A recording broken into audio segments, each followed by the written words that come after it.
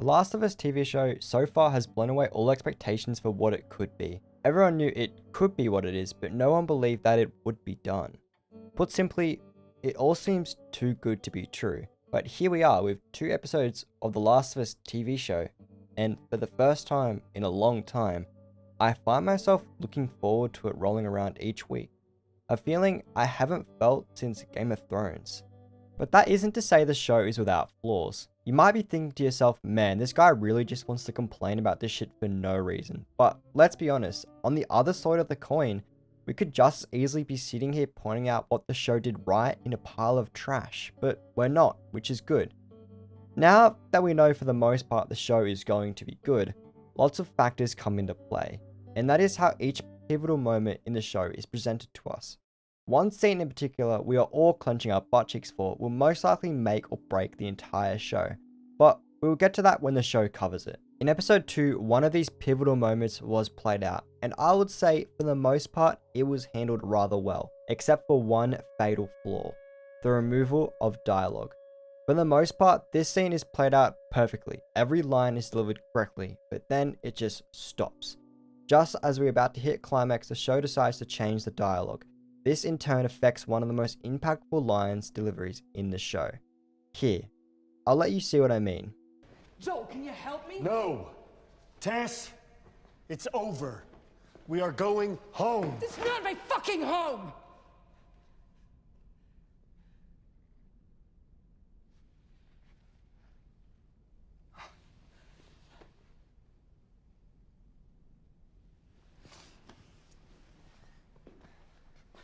I'm staying. I mean, our luck had to run out sooner or later.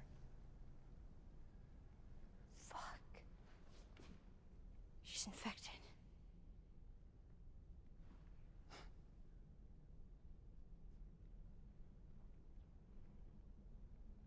Show me.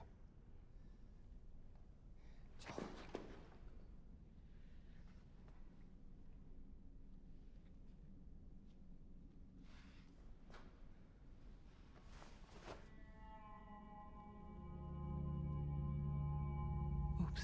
Right.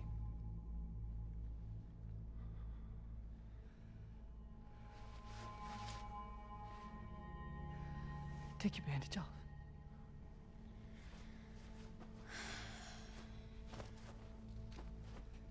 Look. Joel. This is real. Joel, she's fucking real. I need you to get her to Bill and Frank's. No. They'll take her off your hands. They'll handle it from here. No, I can't. They won't take her. They're not gonna take her. They will, because you'll convince them. Yes, you will. I never ask you for anything, not to feel the way I felt, not to... You shut the fuck up, because I don't have time. This is your chance. You get her there. You keep her alive. And you set everything right. No.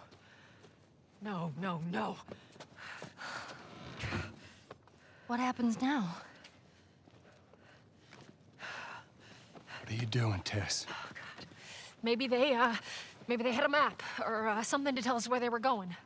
How far are we gonna take As this? far as it needs to go. Where was this lab of theirs? Oh, she never said. She only mentioned that it was someplace out west. What are we doing here? This is not us. What do you know about us?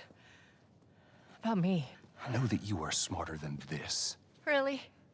Guess what? We're shitty people, Joel. It's been that way for a long time. No, we are survivors. This is our chance. It is over, Tess! Now, we tried. Let's just go home. I'm not going anywhere. This is my last stop. What? Our luck had to run out sooner or later. You going on? No, don't touch me. Holy shit. She's infected. Joel, Let me see. I didn't mean for this. Show it to me. Oh, Christ. Oops, right? Give me your arm. This was 3 weeks.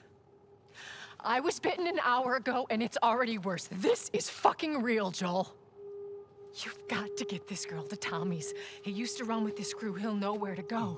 No, that was your crusade. I am not doing that. Yes, you are. Look, there's enough here that you have to feel some sort of obligation to me, so you get her to Tommy's.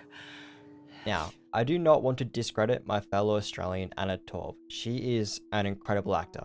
Better than me, that's for sure. But with the removal of the dialogue, This was 3 weeks. I was bitten an hour ago, and it's already worse. This is fucking real, Joel. and then the way she delivers the next two lines, not poorly, but differently. This is real.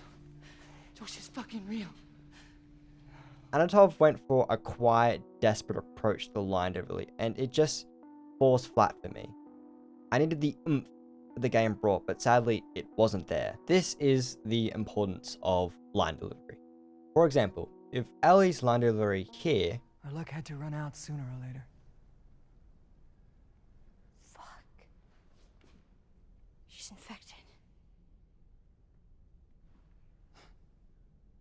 was just changed the tiniest bit, like making it come out a little bit more snarky, Ellie would seem like a real arsehole. This does have me quite horrified for the future scenes, requiring pretty much frame perfect line delivery. But all we can do is hope. Everything else was pretty amazing. The new scenes at the beginning of the episode were a welcome surprise that add to the lore of The Last of Us and not replace it or take away anything. Moving the hotel area that you explore later in the game made sense to move it here, even if I'm missing my signature I really miss coffee. line, but you know what? I'll forgive them for that. Something I saw a lot of people talking about was that final moment of Tess kissing the, I believe to be a stalker, not a runner. Now, when I first watched this scene, I was like, yeah, nah, what is this shit? I'm good. But then in interview, they talk about how that at that moment there, Tess had given up. She had nowhere to go, and the lighter was not lighting up. And what else was she to do but give in? But still, a part of her wanted to light this place up, which in the end, she did end up achieving. But I think the most horrifying part in all that is the intelligence of the fungus.